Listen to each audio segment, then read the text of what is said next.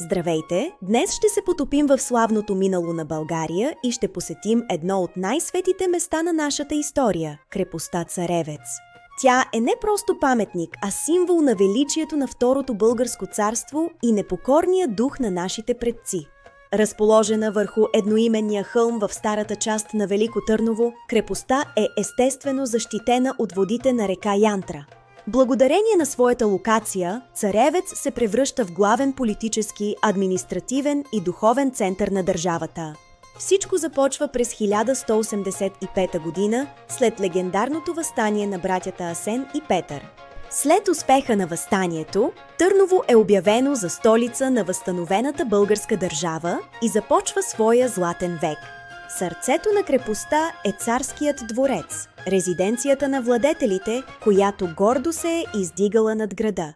Тук са се провеждали съдбоносни държавни съвети и са се приемали пратеници от най-мощните империи по това време. Защитата на този център е била внушителна. Крепостните стени са с дължина над 1100 метра. Те са следвали релефа на хълма и са били подсилени от множество кули, като килата на Балдуин и три порти.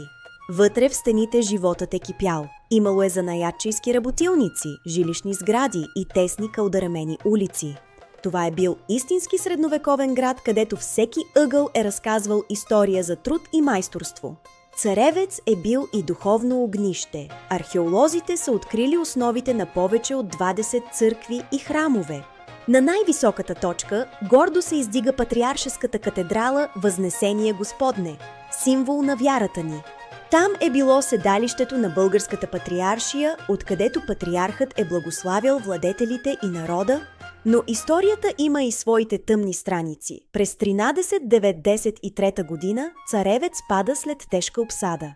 Това събитие слага край на Търново като столица и бележи залеза на Второто българско царство. Помни това! Векове наред крепостта е тънела в забрава, докато през 20 век не започва мащабната и реставрация.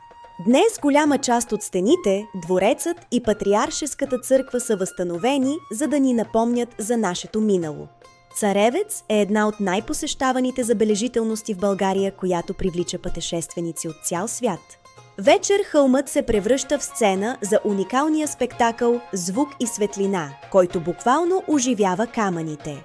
Чрез музика и светлини се разказват най-важните моменти от историята, правейки преживяването незабравимо.